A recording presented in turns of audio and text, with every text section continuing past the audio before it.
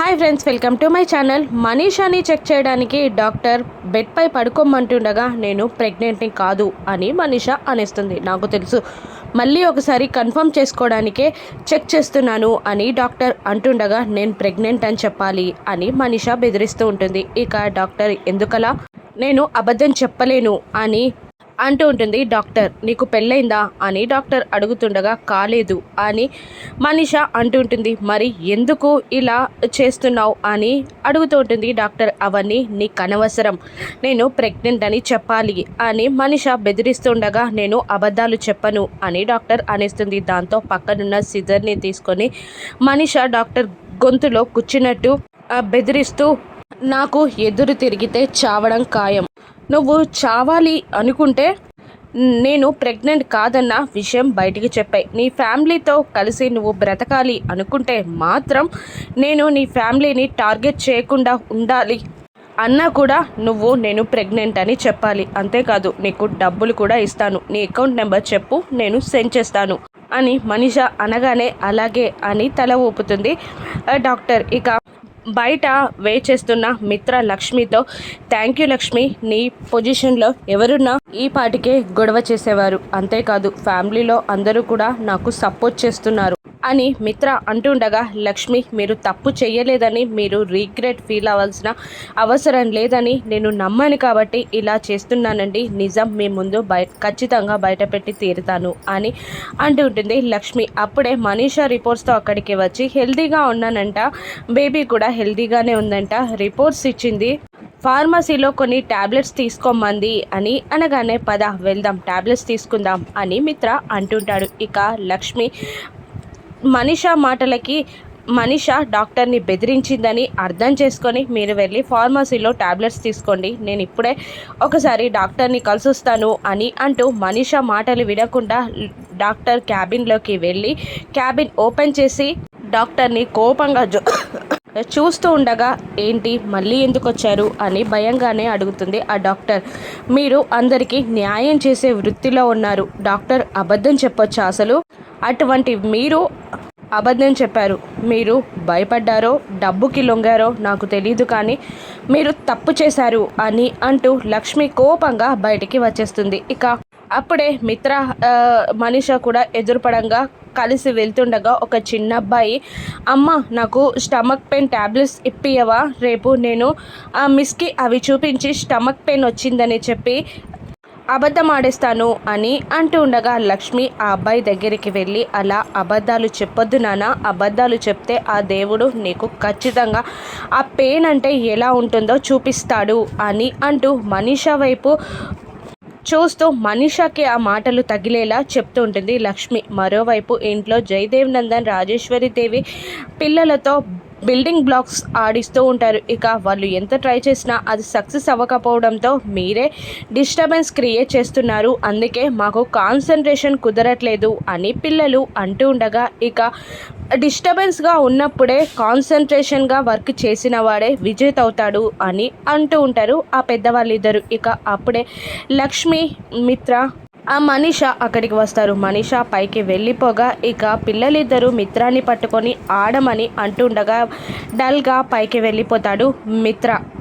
ఏం జరిగింది అని లక్ష్మిని ఆ పెద్దవాళ్ళిద్దరూ అడుగుతుండగా మనీషా ఆడిన నాటకం గురించి మొత్తం చెప్పేస్తుంది లక్ష్మి. ఇలా చేస్తేనే కదా మనీషా అవుతుంది, ఇది నేను ముందే ఊహించాను అని రాజేశ్వరి దేవి అంటూ ఉంటుంది. ఇక ఎలాగైతే నేను ఖచ్చితంగా తనకు ఆ పెయిన్ తెలిసి తీరాలి అని అంటూ లక్ష్మికి సపోర్ట్ చేస్తూ ఉంటారు ఆ పెద్దవాళ్ళిద్దరు. ఇక మిత్రాన్ని కిందికి తీసుకురామ్మా, కాస్త మైండ్ ఫ్రెష్ అయ్యేలా చేద్దాం అని అంటూ లక్ష్మిని పైకి పంపించగానే లక్ష్మి మిత్రాన్ని బ్రతిమిలాడి కిందికి తీసుకొస్తూ ఉంటుంది. అందరూ బిల్డింగ్ బ్లాక్స్ ఆడమని మిత్రాన్ని ఫోర్స్ చేస్తుంటారు, కానీ మిత్ర సైలెంట్గా ఉంటారు. నిజంగా నీకు ఈ గేమ్ వచ్చానా అని పిల్లలు అడుగుతుండగా, మా అన్నయ్య ఏది చేసినా సో గ్రేట్, అన్నిట్లో విజయం అతని సొంతం అని అంటుంటాడు వివేక్. అవునరా, మీ నాన్న గురించి నీకు తెలీదు, అన్నిట్లో సక్సెసే, దేంట్లో కూడా ఫెయిల్యూర్ లేదు అని జయదేవ్ నందన్ కూడా ఆకాశానికి ఎత్తేస్తూ ఉండగా జాను కూడా, అవును నేను చూసినప్పటి నుండి ఆ బావగారు సూపర్, అసలు ఎందులో కూడా ఫెయిల్యూర్ అన్న ముచ్చటే లేదు, అన్నిట్లో బావగారు సక్సెసే అని జాను కూడా పొగిడేస్తూ ఉంటుంది. ఇక లక్ష్మి ఆయనకున్న కాన్ఫిడెన్స్, కాన్సన్ట్రేషన్, కృషి, పట్టుదల వల్లనే అవన్నీ ఆయన సొంతమవుతున్నాయి అని అంటూ ఉంటుంది లక్ష్మి. పైనుండి మనీషాదేవి అని అదంతా గమనిస్తూ ఇదేంటి మిత్రాని ఆకాశానికి ఎక్కేస్తున్నారు అని అంటూ ఉండగా, నువ్వు పాతాళానికి తోసేసావు కదా, వాళ్ళు మళ్ళీ ఆకాశానికి ఎత్తే ప్రయత్నం మొదలుపెట్టారు అని అంటుండగా, మిత్ర బలవంతంగా బిల్డింగ్ బ్లాక్స్ చేస్తూ ఉండగా ఒకసారి మిస్ అవుతుంది, పడిపోతుంది. మళ్ళీ ఎంకరేజ్ చేసి అందరూ ఆడమని అంటూ ఉండగా ఈసారి సక్సెస్ఫుల్గా కంప్లీట్ చేస్తాడు మిత్ర. అది చూసి పిల్లలు గెంతులేస్తూ ఉండగా లక్కీకి ముద్దు పెడతాడు మిత్ర. నీకు కూడా కావాలా అంటూ జున్నుకి కూడా ముద్దు పెడతాడు మిత్ర. అలా పిల్లలతో ఆడుతున్న మిత్రాన్ని చూసి కన్నీళ్లు పెట్టుకుంటుంది లక్ష్మి. మిత్ర గారికి మందు పిల్లలన్నమాట అని అనుకుంటూ ఆలోచనలో పడిపోతుంది మామూలు మనిషిని చేయడానికి. ఇక పిల్లల్ని తీసుకొని మిత్ర పైకి వెళ్ళగానే మిత్ర స్మైల్ కోసం ఎంత పని చేసినా తప్పు లేదనిపిస్తుందమ్మా అని అందరూ అంటుండగా, మన ఆపరేషన్ సక్సెస్ అవ్వాలి అని అంటుంటుంది లక్ష్మి. పైనుండి మిత్ర స్మైల్ అనే ఆపరేషన్ కూడా చేస్తున్నారంట అని అంటూ ఉంటుంది దేవయాని. ఇక తెల్లారి లేవగానే వివేక్ జాగింగ్ డ్రెస్ షూస్తో వెళ్ళి వివేక్ మిత్రాన్ని నిద్ర లేపుతూ ఉండగా, ఎందుకురా ఇంత మార్నింగ్ లేపుతున్నావు అని అడుగుతుంటాడు మిత్ర. ఎందుకు అంటూ బలవంతంగా జాగింగ్కి తీసుకెళ్తాడు మిత్రాని వివేక్. జాగింగ్కి నుంచి వచ్చాక వివేక్ పైకి వెళ్ళి ఫ్రెష్ అవుతాను అంటుండగా మిత్ర కూడా పైకి వెళ్ళబోతూ ఉండగా, ఇక జయదేవ్ నందన్ నాకు కళ్ళజోడు కనిపించట్లేదురా, కాస్త ఈ పేపర్ చదివి చెప్పు అనగానే మిత్ర కూర్చొని న్యూస్ అంతా చెప్తూ ఉంటాడు జయదేవ్ నందన్కి.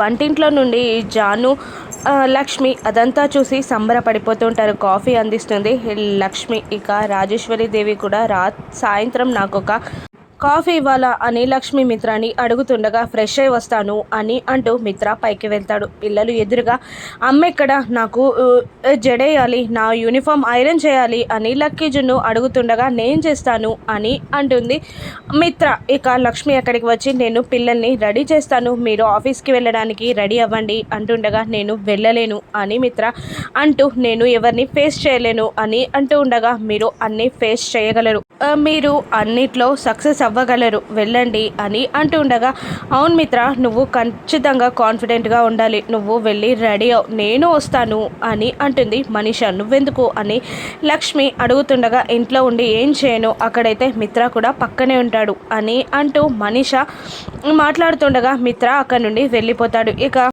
మనీష లక్ష్మి మాట్లాడుకుంటూ ఉంటారు. ఇక ఏంటి మిత్రాన్ని నవ్వించడానికి చాలా ట్రై చేస్తున్నట్టున్నావు అని అంటుండగా, నువ్వు చేసిన పాపం నుండి తప్పించాలి కదా అని అంటుండగా, అది నీ వల్ల కాదు, మిత్ర పక్క నుండి తను చేసిన తప్పుని నేను ప్రతి క్షణం గుర్తు చేస్తాను అని అంటూ మనీష చెప్తుండగా, నువ్వు రిగ్రెట్ ఫీల్ అయ్యేలా నేను చేస్తాను అని ఛాలెంజ్ చేస్తుంది. ఇక వెళ్ళి మనీష రెడీ అవుతూ ఉండగా, ఏంటి ఆఫీస్కి వెళ్ళడానికి రెడీ అవుతున్నావా అని అడుగుతుంటుంది దేవయాని. లేదు, మిత్రతో కలిసి బయటికి వెళ్తున్నాను అని అంటుంటుంది మనీష. అలా ఇలా మిత్ర ఆఫీస్కి వెళ్తున్నాడు కదా అని అంటుండగా, నేను సెట్ చేసిన డాక్టర్ మిత్రకి కాల్ చేసి మనీష స్ట్రెస్లో ఉందని, బయటికి తీసుకెళ్తే మంచిదని, అలా జరిగితే బేబీ హెల్త్కి బాగుంటుందని నేను చెప్పిస్తాను, ఈ పాటికి మిత్రకి ఫోన్ రావచ్చు అని అంటుండగా, అదే పని జరుగుతుంది మిత్ర దగ్గర. ఇక బయటికి వెళ్ళాక ఏం చేస్తావు అని దేవయాని అడుగుతుండగా, అవన్నీ మీకు అనవసరం ఆంటీ, చెప్తే జరగట్లేదు అని అంటుండగా, లక్ష్మిని వదిలిపెట్టి మిత్ర నిన్నెప్పటికీ పెళ్లి చేసుకోడు అని దేవయాని అనేస్తుంది. ఇక చూద్దాం అని అంటూ ఉంటుంది మనీష. ఇక మిత్ర కిందికి రాగానే, మిత్ర అన్నయ్య ఆఫీస్కి వెళ్దాం పదా అని వివేక్ అంటుండగా, లక్ష్మి నువ్వు వెళ్ళండి, నేను మనీషాని బయటికి తీసుకెళ్తాను అని అంటుండగా, ఆఫీస్కి కాదా మిత్ర అని అంటుంది మనీష. లేదు, నేను బయటికి తీసుకెళ్ళమని డాక్టర్ చెప్పింది అని అంటూ ఉంటాడు మిత్ర. ఓకే, నీతో ఎటైనా వస్తాను, అవుటింగ్ అయినా ఆఫీస్ అయినా అని అంటూ ఉంటుంది మనీష. వాళ్ళు బయలుదేరగా లక్ష్మి ఏదో చేస్తుంది మనీష అని భయపడుతూ ఉంటుంది. ఇక మనీషా ప్లాన్కి లక్ష్మి ఏ విధంగా చెక్ పెట్టనుందో రాను ఎపిసోడ్స్లో చూద్దాం. Thank you for watching.